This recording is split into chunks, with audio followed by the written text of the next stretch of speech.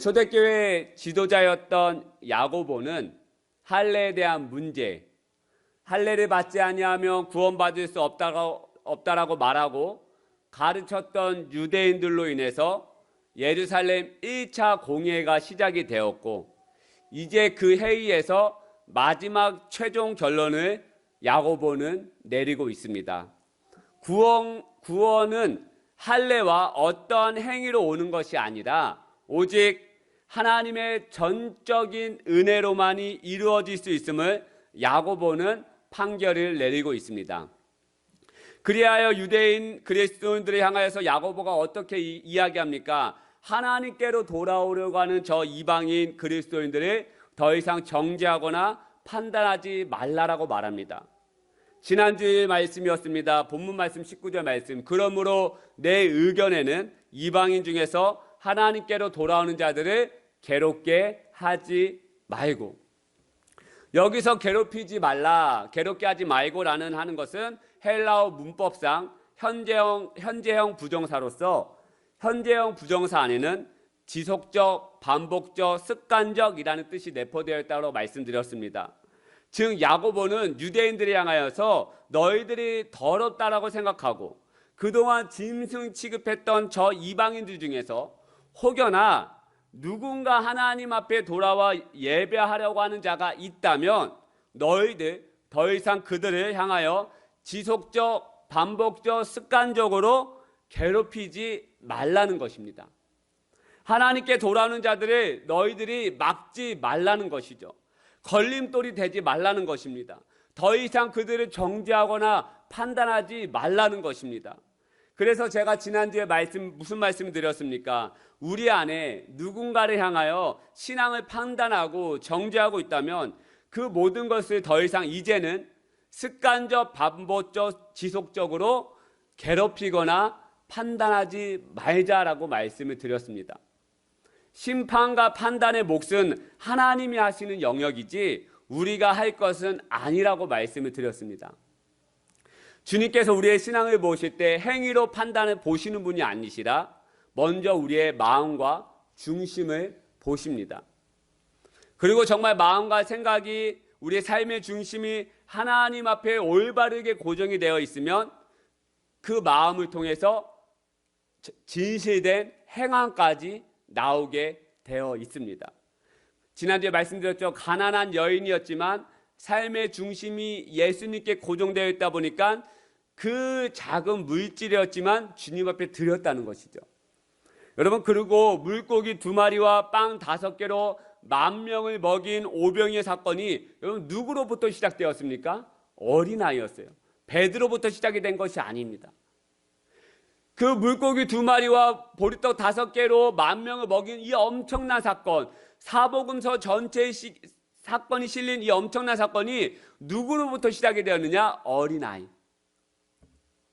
어린아이가 가지고 있었던 이 음식은 아주 작은 물고기 2마리와 작은 빵 5개, 영어 성경에 보면 스몰 브레드라고 정확하게 기록되어 있습니다.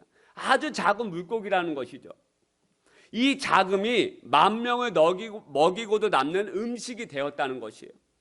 예수님의 제자들조차 어떻게 10,000명을 넘는 이 인원을 먹일 수 있겠냐며, 빌립은 자신의 모든 머리를 써가면서 2천만 원이 있어도 이 사람을 먹일 수 없다라면서 온갖 머리를 굴려가며 계산하며 나아가지만, 그런데 이 아이는 마음의 중심이 전능하신 예수님께 고정되어 있다 보니까 이것으로, 이 자금으로 누구 코에 붙이겠어가 아니라요, 여러분, 예수님이시라면 이 자금을 통해서도 무엇을 하실 수 있다라고 하는 이 마음이 있다 보니까 그 작지만 예수님 앞에 드릴 수 있는 거 아니었습니까? 그 마음의 중심이 예수님께 있다 보니까 그 행함이 저절로 나오더라는 거예요. 모두가 머리를 써가면서 어떻게 10,000명을 먹일 수 있겠냐며, 2천만 원 예수님 있으니까 이렇게 제자들조차 옆에서 그렇게 얘기했지만 이 아이는 달랐다는 거예요. 마음의 중심이 예수님께 고정되어 있다 보니까 그 자금을 주님 앞에 드릴 수 있었더라는 거예요. 여러분, 마음이 중요합니다. 할렐루야. 행위로 누군가를 판단하거나 정죄하지 마십시다. 행위로 우리가 판단받는다라고 하면 저와 여러분 중에 누가 하나님 나라에 들어갈 수 있겠습니까? 행위로 판단받는다면. 하나님 우리를 보실 때 가장 먼저 보시는 게 마음과 중심입니다. 그래서 하나님께서는 할례를 말했대요. 행위적인 할례를 말씀하신 것이 아니라 마음의 할례를 받으라라고 말해요. 마음의 할례를 받아라. 신명기 10장 16절 말씀. 그러므로 너희는 마음의 할례를 행하고 다시는 목을 곧게 하지 말라. 이런 마음의 할례가 무엇입니까? 굳어진 우리의 마음, 교만한 마음, 음란한 마음, 완악한 마음의 껍질을 벗기고 깨트리라는 거예요. 육적인 할례가 무엇입니까? 그 남자의 그 표피를 벗겨내는 거 아닙니까? 마찬가지예요. 마음의 할례라고 받으라라고 하는 것은 우리의 교만한 마음, 굳어진 마음, 딱딱해진 우리의 마음을 그 마음의 껍질을 벗기라라고 말하는 거예요. 깨트리라고 말하는 것이죠.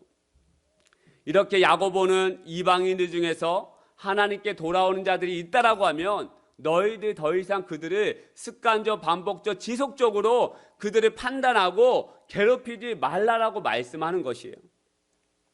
이러한 최종 판결을 내리기 시작하면서 덧붙이는 말이 있습니다. 야고보가 20절, 21절 말씀을 한번 같이 함께 읽겠습니다. 시작. 다만 우상의 더러운 것과 이하는 것이 옳으니 이는 예로부터 각성에서 모세를 전하는 자가 있어 안식일마다 회당에서 그 글을 읽음이라 하더라. 할렐루야. 여러분, 그 당시 이스라엘 땅은 말할 것도 없고요. 지중해 세계, 그 이스라엘 땅 주변에 지중해를 끼고 있는 그 어떠한 지역에는 유대인 회당이 있는 곳, 거의 다 대부분 유대인 회당들이 있었습니다. 왜냐하면 유대인들이 흩어졌기 때문에 그곳에 회당을 지었고요. 그 회당에 안식일마다, 쉽게 말하면 이 주일마다 모세 율법이 낭독되고 강론이 되었습니다. 그 당시 예배의 틀은 어떤 거냐면 그 누군가 리더가 율법의 모세 율법을 낭독합니다. 낭독으로 끝나는 것이 아니라 거기에는 모든 유대인들이 그 율법을 가지고 강론합니다. 서로 토론하기 시작합니다. 그래서 사도 바울과 바나바가 복음을 전하러 그 동네에 들어갈 때마다 어디 가서 복음을 전했느냐? 유대인들의 회당에 들어가서 복음을 전했습니다. 그 안에서는 같이 강론하고 토론하는 시간이 있었기 때문에 이 논리적인 사도 바울이 자기도 일어나서 말씀을 전하고 복음을 전하고 예수님은 살아계신 분이다라고 그들과 함께 유대인들과 강론하고 토론하면서 그들에게 복음을 전했던 것이죠. 여러분, 유대인들은 자신의 삶의 중심이 무엇이었냐? 율법이었습니다. 율법. 유대인들은 율법이 자신의 삶의 기준이었습니다. 그래서 유대인들은 율법을 토대로 혐오하는 것들이 있었어요. 그 율법의 중심을 가지고 유대인들은 철저하게 혐오하는 것들이 있었습니다. 그게 바로 20절에 나온 아까 읽은 20절의 내용입니다. 첫 번째, 우상의 더러운 것을 혐오했습니다. 우상의 더러운 것은 우상에게 제물로 바쳐진 음식을 먹는 행위. 쉽게 생각하면 우리나라 명절에 드려지는 제사, 그 귀신에게, 그 조상에게 드려지는 그 제사상에 올려지는 음식을 먹는 것을 말하는 것이죠. 유대인들은 우상신에게 바쳐진 음식을 먹는 것을 혐오했습니다. 두 번째, 음행이었습니다. 그 당시 이교도의 신전 안에는 거룩한 성직자들이 있는 것이 아니라요, 그 이교도의 신전 안에는 창기들이 있었습니다. 깜짝 놀랐네. 갑자기 이벤트 했는데 갑자기 크게 나와가지고 내가 뭐 설교 잘못한 줄 알고. 예. 그 당시 이교도 신전 안에는 다시 말해서 창기들이 있었어요. 그래서 그 창기들과 성행위를 하는 것이 자신을 거룩하게 하는 것으로 믿었고요. 그래서 이방인들이 아무런 죄의식 없이 그 창기들과 성행위를 했다는 것이죠. 저는 보진 않았습니다. 지금 넷플릭스 상위권에 랭크된 영상이 바로 나는 신이다라고 하는 이제 다큐멘터리입니다. 뭐 여기에 내 이단이 나온다고 합니다. 뭐 JMS가 나온다는, 대표적으로 JMS. 정명석이 나는 하나님이라면서 나와 성관계를 가지면 깨끗해진다라고 하는 그 말로 인해서 젊은 그 자매들을 유린하고 학대하는 것을 한다고 합니다. 말만 들어도 소름이 끼치고요. 울분이 쏟아지고 그 마음이 아파서 저는 틀어볼 수가 없어요. 내 상이 1, 지금도 1인데 뭐 아가동산 그게 뭐 며칠날 가처분 신청 내려가지고 빨리 어떤 목사님은 그 영상을 빨리 봐야 된다. 뭐 페이스북에 글을 썼더라고요. 얼마 후면 이제 그 내려진다, 못 본다, 뭐 이러기 때문에. 근데 그런 내용을 너무 보는 게 마음이 힘들어가지고 볼 수가 없더라고요. 여러분, 이처럼 그 당시 이교도 신전에는 이러한 음행이 아무런 죄의식 없이 이루어지고 있었습니다. 마지막으로 목매어 죽인 짐승이나 그 짐승에서 나온 피를 먹는 것. 여러분, 목을 치지 않고요, 그냥 목을 매서 죽인 짐승은 피가 빠지지 않죠. 그렇지 않습니까? 생각해 보십시다. 목을 치면 피가 빠지잖아요. 근데 목을 그냥 맨다라고 하면 그 짐승이 피가 빠질 곳이 없잖아요. 그래서 그 목매어 죽인 짐승을 먹는 거 혐오했습니다. 왜냐하면 유대인들은 그 피를 생명으로 생각했기 때문에 그냥 피가 있는 죽은 짐승을 먹는 거, 그 고기를 먹는 거, 그 피를 마시는 거 여러분 혐오하게 생각했습니다. 여러분, 율법 안에서 자라온 유대인들과 율법을 전혀 모르고 자라온 이방인들의 문화가 얼마나 많이 다르겠습니까? 그리고 그 문화의 차이로 오는 불편함과 서로 하나 되지 못하는 경우가 얼마나 많겠습니까? 선교사님들이 선교제에 들어가 가장 먼저 해야 할 것이 무엇인지 아십니까? 복음 전하는 거 아니에요. 그들의 문화에 대한 적응과 그 문화를 존중해 주는 것이에요. 그들의 문화에 적응이 돼야 복음을 전해도 거리감이 없는 것이죠. 그들의 문화를 존중해 주지 않는데 무슨 복음이 들어간다고 해서 그 사람들이 받아들이겠습니까? 왜 천주교가 천주교가 처음에 들어서 왜 실패한 줄 아십니까? 우리나라의 이 문화를 완전히 무시했어요. 이 조선 땅의 문화를. 천주교뿐만 아닙니까? 많은 선교사님들이, 기독교의 많은 선교사님들이 이 조선 땅에 와서 우리나라의 문화를 하대했다라는 거예요. 그래서 이따 성경 공부 때 잠깐 예화에 나오지만 그 평양 대부음의 첫 시작이었던 하디 선교사가 무엇을 해겠느냐? 당신들의 이 문화와 당신들의 이 정말 아무것도 없는 이 조선 땅을 내가 무시했다는 거예요. 선교사님들이 가장 먼저 해야 될 것이 무엇이냐? 그 나라에 대한 문화의 존중과 적응이라는 것이에요. 그 문화에 적응하지 못하고 이방 문화를 존중해주지 못하면 어려움이 되는 것이죠. 그래서 야고보는 이방 그리스도인들에게 편지하라고 합니다. 뭐라고 편지하느냐? 이제 옛적에 하던 일들을 행하지 말아라. 더 이상 율법의 문화를 존중하고 너희들이 행하던 그 죄악들을 이제 버려버려라 라고 말하는 거예요. 여러분, 왜 야고보는 이방 그리스도인들에게 이 20절의 내용의 말씀을 가지고 편지하라고 말씀한 것입니까? 유대인들이 혐오하는 것들을 이방인들이 주님께로 돌아와도 그 옛적 글을 그대로 행하고 있다면 너희들 유대인들과 이방인들이 더욱더 하나 되지 못하기 때문에 구원은 전적으로 하나님의 은혜로 주어지는 것이지만 그 행실을 버리지 않는다면 너희들 유대인들과 유대인 그리스도인들과 하나 되지 못한다. 그 염려가 있기 때문에 편지하라고 하는 거예요. 여러분, 제가 결혼하기 전에 저희 사모에게 깜짝 놀랐고 그것으로 인해서 다툼까지 간 적까지 있습니다. 무슨 얘기를 하다가 사모가 결혼하기 전에 이제 통화를 자주 하지 않습니까? 근데 무슨 얘기를 하다가 만두 얘기가 나왔어요. 만두.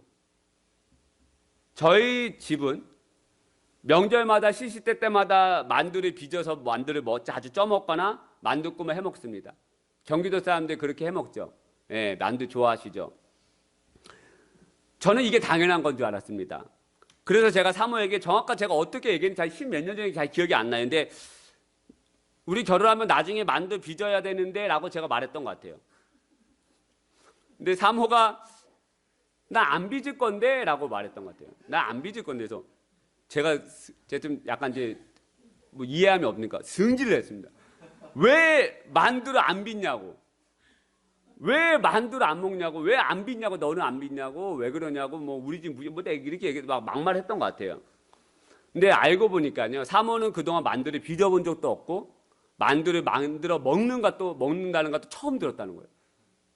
어렸을 때 저희 사모는 전라도에서 오랫동안 살았습니다. 지금도 이제 그 사모의 친가와 외가는 다 대부분 전라도에 살아 계십니다. 그래서 저 명절 때마다 1년에 이제 한 번은 가게 되는데 전라도 분들은 만두를 안 빚어 먹는다는 거예요. 그리고 사모가 성인이 되기 전까지 단 한 번도 만두를 빚어 먹었던 게 아니라 사서 먹었다고 합니다. 사서. 그러니까 만두를 빚는다고 하는 이 문화 자체가 제가 빚어 먹는 것 자체가 이해함이 없었던 거예요. 저희 사모는.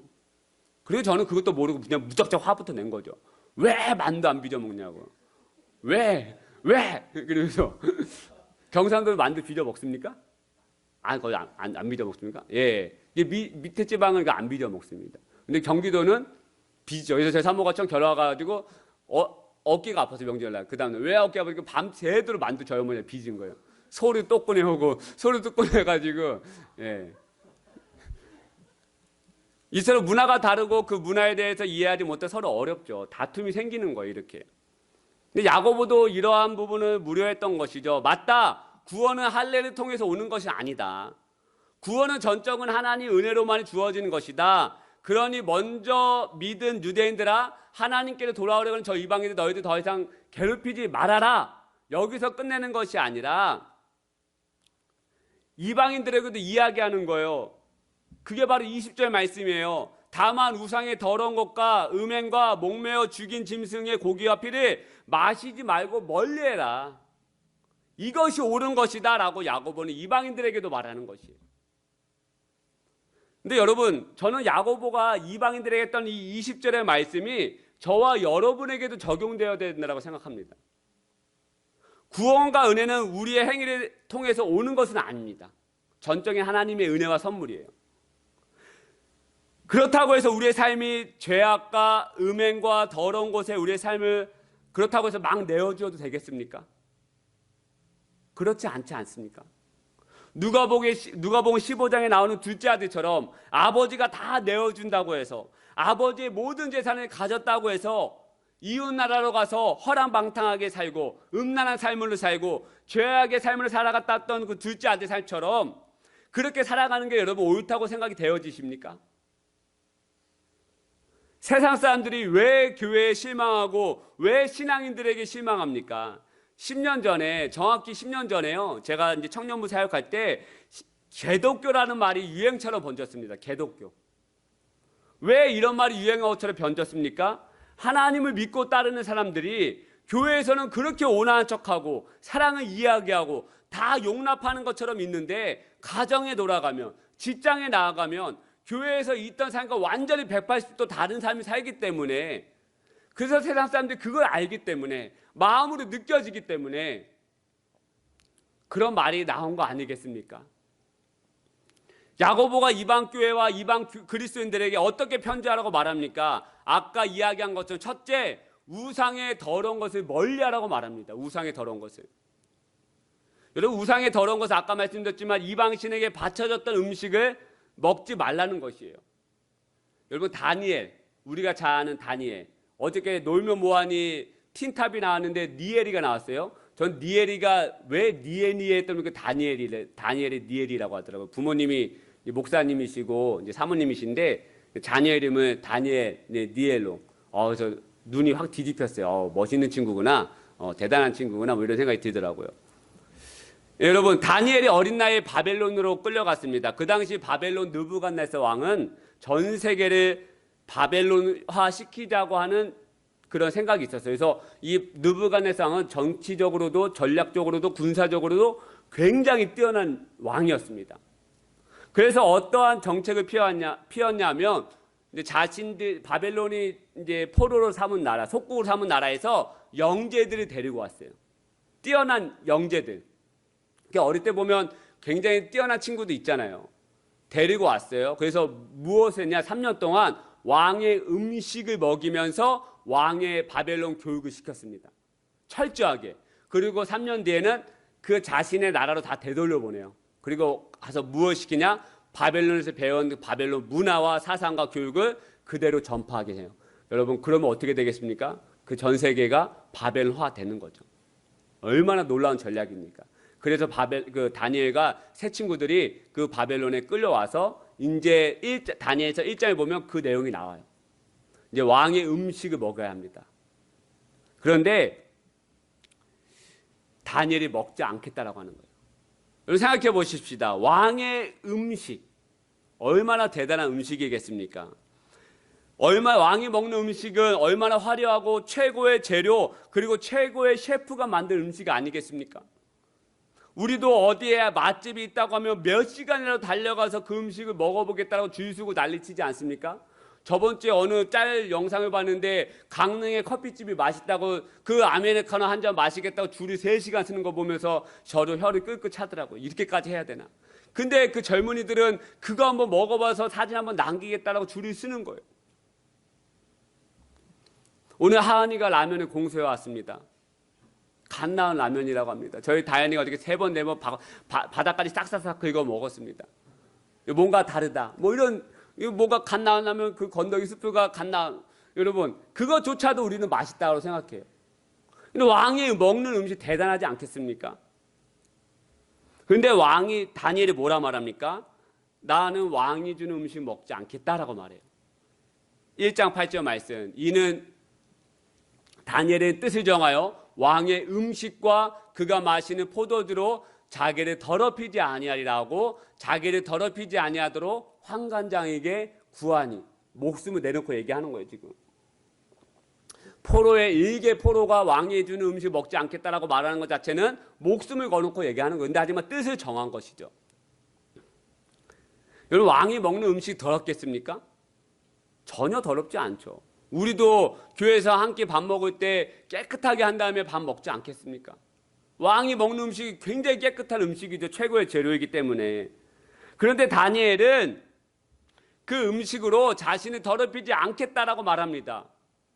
왜 다니엘이 이 왕의 음식이 더럽다고 안 먹겠다고 이야기한지 아십니까? 왕이 먹는 음식은 왕이 먼저 먹기 전에 바벨론의 우상신에게 제물로 바쳐졌던 음식이에요. 우상신에게 바쳐졌던 그 음식을 그 다음 왕이 먹는 거예요.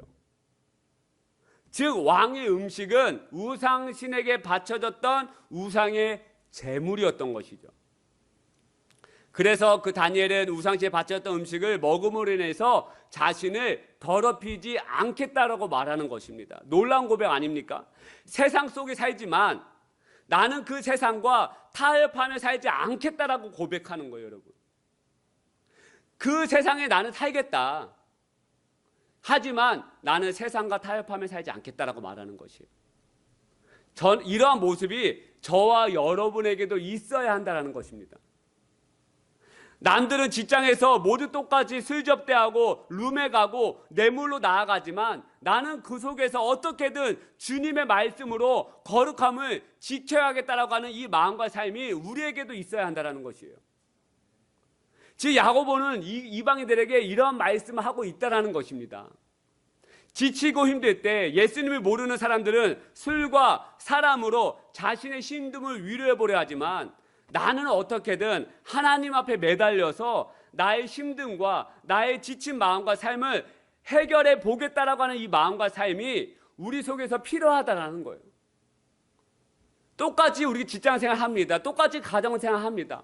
근데 남들은 이 힘듦과 어려움이 올 때 돈과 물질과 술로 그 마음을 위로해 보려고 하지만 다니엘은 그 안에서 같이 살아가지만 나는 그렇게 하지 않겠다라고 하는 거예요.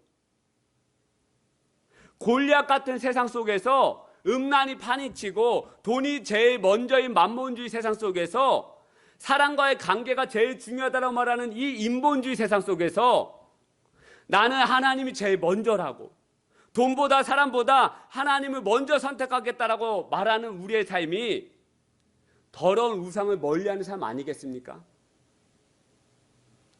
이러한 거룩함이 회복되어져야 한다는 거예요. 할렐루야.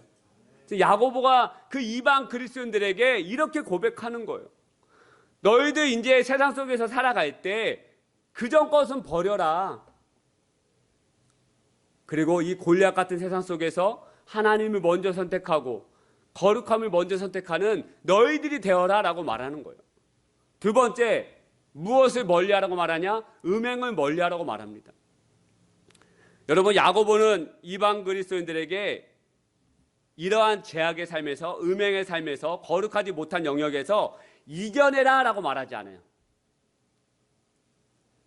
맞서 싸우라 라고 말하지 않습니다. 그렇다면 야고보가 이방인들에게 어떻게 말하고 어떻게 편지하는지 아십니까? 멀리해라. 멀리해라 라고 말합니다. 멀리해라. 여러분, 요셉, 우리가 이제 창세기 제 요셉을 굉장히 좋아하는데요. 요셉이 한창 성적인 욕구가 가장 끌어오던 20대 시절, 피가 끓어오르죠. 그때 엄청난 유혹이 다가옵니다. 그 요셉에게. 바로 보디발의 장군 아내가 요셉을 유혹하기 시작해요. 장군의 아내입니다. 여러분, 엄청 꾸미고 가꾸었을 여자입니다. 그리고 요셉을 유혹했을 그때는 보디발 장군이 출타하고 아무도 없는 공간. 아무도 없는 공간이에요. 무섭죠? 여러분, 생각만 해도 무섭죠? 아무도 없는 그 공간에. 그리고 누가 보지 않습니다. 실오라기 하나도 걸치지 않은 그 여인이 이상한 눈빛을 보내며 다가오기 시작합니다. 그 여인의 눈빛을 생각해 보십시다. 반쯤 풀려 있지 않겠습니까? 그 눈빛으로 요셉에게 다가오는 것이죠. 그리고 대놓고 나랑 커피 한 잔 마시자 정도가 아닙니다, 여러분. 동침하자라고 말합니다. 39장 7절 말씀. 그 후에 그 주인의 아내가 요셉에게 눈짓하다가 눈짓했대요. 반쯤 풀린 거죠, 눈이. 개슴칠한 눈으로 바라보는 거예요, 요셉을 지금. 생각만 해도 좀 무섭지 않겠습니까? 아무도 없는 공간에 아무것도 입지 않고. 여러분, 그 당시에 영화를 보십시다. 하늘하늘한 옷이에요, 여러분. 더워가지고 껴입을 수도 없는 공간입니다, 여러분. 그 아무것도 입지 않고 여인에게 다가가 반쯤 풀린 눈빛으로 요셉아, 요셉아, 그 애교 섞인 목소리로 나랑 동침하자라고 이야기하는 거예요, 여러분. 근데 요셉이 어떻게 하는지 아십니까? 맞서 싸웁니까? 이 악한 사탄아 물러가라 하면서 막 때립니까?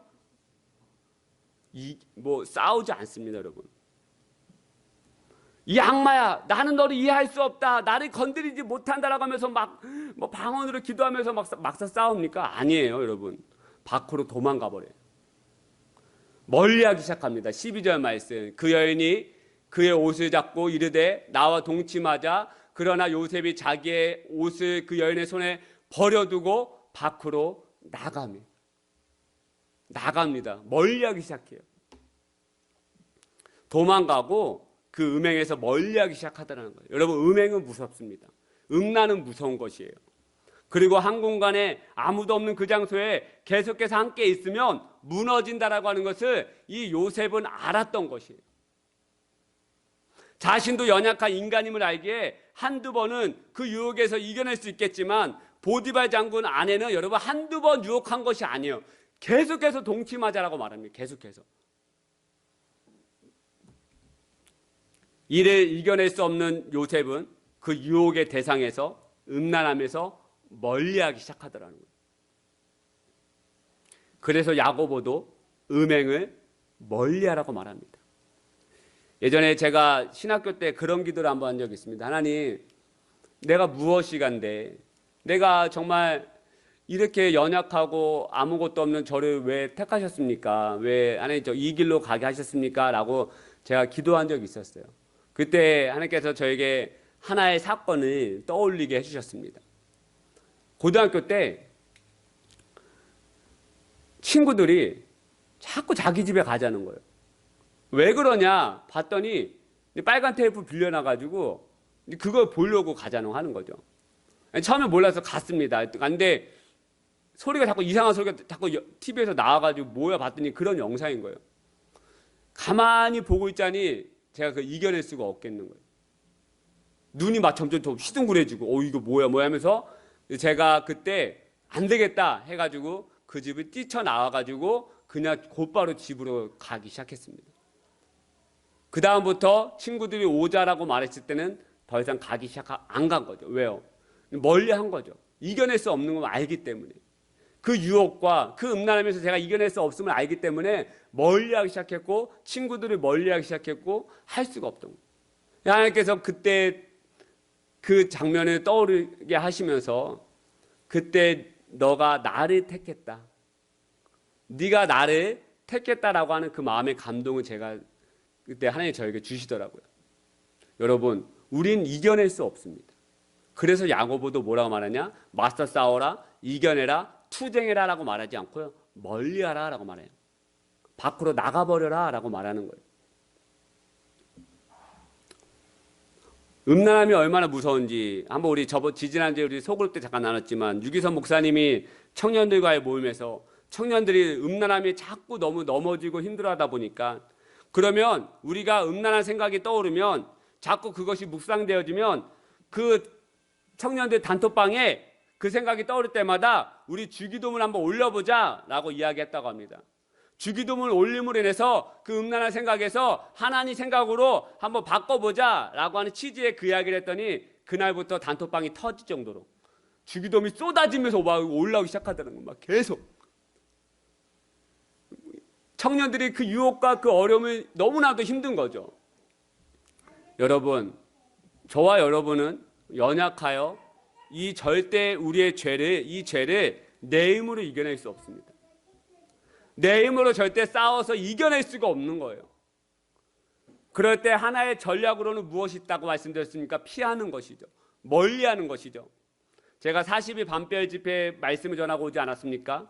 거기에 속해 계신 목사님, 한 목사님은 더 운동을 하고 계시더라고요. 더 운동. 거기에 문구에 보면 이런 문구가 있습니다. 덜 보고 더 읽는다. 덜 보고 더 읽는다.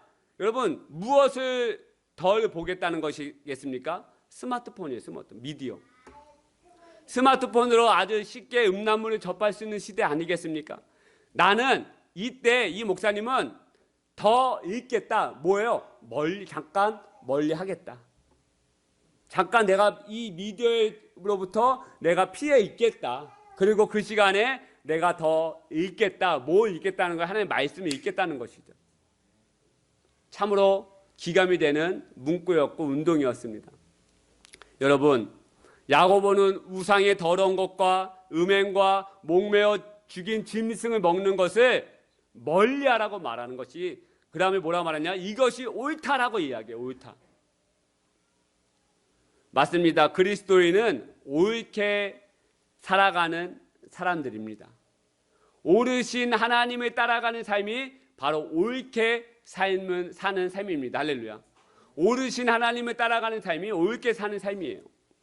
음행을 멀리하고 세상과 타협하지 않고 어떻게든 주님 뜻대로 살겠다라고 하는 이 몸부림, 이러한 오름이 저와 여러분에게 있을 때 하나님은 그 중심을 보시고 역사하시는 줄 믿으시는 오늘 이 아침 되시기를 축복하여 드립니다. 할렐루야. 우리 이 시간 그 십자가를 더 바라보면서 우리 아까 불렀던 찬양 한번 같이 찬양하면 좋겠습니다.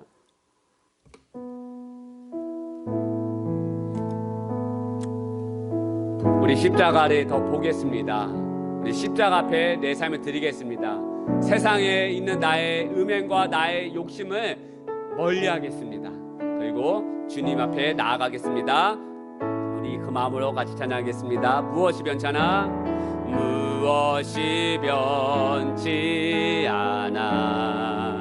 내 소망이 되며 내 소망이 되며 무엇이 한결같다? 무엇이 한결같아. 내 삶을 품으리. 내 삶을 품으리. 그누가 날 만족해. 내 영이시며 내 영이시며 그누가 기다려 그누를 기다려. 내 영이 기쁘리. 내 영이 기쁘리.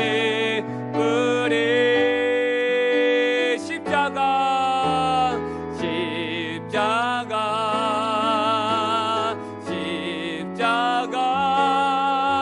그 그늘 아래 내 소망이 있네.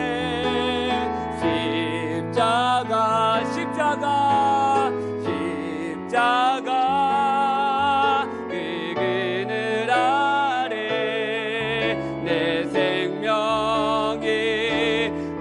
한 번 더 십자가를 바라보면서 십자가 십자가 십자가 십자가 그 그늘 아래 내 소망이 있네. 십자가 십자가 그 그늘 아래 그 그늘 아래 내 생명. 다시 한번 십자가 앞에 주 앞에 나아갑니다. 십자가 십자가 십자가 십자가 그 그늘 아래 내 소망이 있네. 십자가 십자가 그 그늘 아래 내 생명이 있네. 우리 한번 이제 눈을 감고 한번 기도하기 원합니다. 여러분, 야고보는 우리에게 말합니다. 그 음행과 우상의 더러운 것에서 멀리하라. 너희가 세상에 발이 담궜다면 그 세상에서 그 십자가의 주님 앞으로 너의 발걸음을 옮겨라라고 말씀하고 있습니다. 여러분, 이 사순절 기간 우리가 해야 할 것이 무엇입니까? 그 더러운 우상의 것에서 우리의 삶을 그 거룩하신 그 십자가 앞에 나의 발걸음을 옮기고 멀리하는 것, 주님 앞에 드리는 것이 우리가 해야 할 것이 아니겠습니까? 여러분, 혹여나 이 시간 성령님께서 우리의 발걸음이 여전히 죄악 가운데 있다면, 여전히 세상과 타협하고 음란함에 젖어있고 음행에 젖어있고 우상의 더러운 것을 탐했던 우리의 삶이 있었다면, 깨닫게 해준다면, 하나님, 오늘 이 시간 내가 그 십자가 앞에 나아갑니다. 십자가의 주님께로 피하기를 결정합니다라고 이 시간 결단하면서 우리 주님 앞에 합심하여 마음을 다하여 기도하기를 원합니다. 기도하십시다. 주여! 아버지 하나님, 오늘 이 아침에 우리가 십자가의 주님 앞으로 나아가기 원합니다. 내 발걸음을 십자가의 주님께로 옮겨지기를 원합니다. 여전히 나는 음란하며 음행을 좋아하며 여전히 그 유혹 가운데 무너지며 여전히 그 맞설 싸울 힘이 없습니다. 하나님, 저의 발걸음 옮겨주시옵소서. 저의 발걸음 주님의 그 십자가로 옮겨주시옵소서. 피하게 하여 주옵소서. 세상으로부터 우리의 삶을 멀리하게 하여 주옵소서. 골리앗 같은 세상에서 거룩하신 주님의 그 십자가를 붙잡고 나아가는 하나님의 백성들, 하나님 회복 예정된 되어 있게 하여 주옵소서. 우리 사랑하는 우리 주신십사님 하나님께서 붙잡아 주시고 그 어려움을 주님께서 이겨낼 수 있는 하나님의 은혜와 사랑을 내려주시옵소서. 아버지, 우리 정영선 우리 어머니 가운데 하나님 은혜와 삶을 허락하여 주시고 하나님 십자가의 은혜로 충만케 하여 주시고 치유하여 주시고 평안케 하여 주시고 은혜 위에 은혜를 더하여 주시옵소서. 신사를 말하지 않은 우리 하나님, 그 가정 안에 하나님 은혜와 예수님 모든 더욱더 부어주시고 하나님 우리 사랑을 모든 회복해 모든 가정이 하나님 앞에 더욱더 나아갈 수 있도록, 십자가에 더 나아갈 수 있도록 하나님 우리의 삶을 주여 붙잡아 주시고 인도하여 주옵소서. 하나님 경영진을 붙잡아 주시고 은혜 위에 은혜를 더욱더 붙잡아 주시옵소서. 하나님, 오늘 이 아침에 우리에게 말씀하여 주시고 결단하며 주님 앞에 십자가를 붙들며 결단하며 나아가는 모든 심령 되게 하여 주시옵소서. 주님 인도해 주시고 우리 한 묵상으로 한 2분 정도만 기도하실 때 결단하면서 우리 한번 기도하십시다. 하나님, 이 골리앗 같은 세상에서 음란이 판을 치고 유혹이 판을 치고 이런 힘든 골리앗 같은 세상에서, 너무나 커 보이는 이 골리앗 같은 세상에서 세상 사람들은 저 미련하다라고 말하는 이 십자가, 때로는 내 눈에 너무나도 작아 보이는 이 십자가, 볼품 없어 보이는 이 십자가, 하나님, 내가 붙들겠습니다. 이것이 하나님의 능력인데, 예수님 사랑 그 자체인데, 하나님, 저희들의 세상의 발걸음을 그 십자가로 피하게 하여 주옵소서. 주님의 십자가를 붙들며 나아가는 이 한 주 되게 해달라고 하나님 결단하면서 우리 묵상으로 주님 앞에 우리의 마음을 드리며 같이 한번 기도하겠습니다. 기도하십시다. 아버지 하나님, 주님을 택합니다. 주님의 십자가를 붙잡겠습니다. 그 안에 생명이 있습니다. 그 안에 치유가 있습니다. 그 안에 사랑이 있습니다.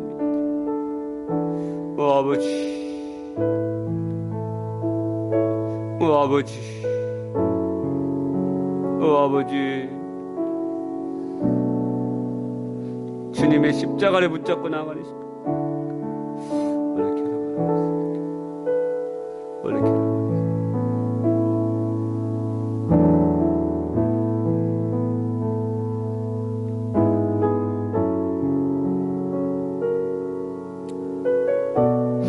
하나님,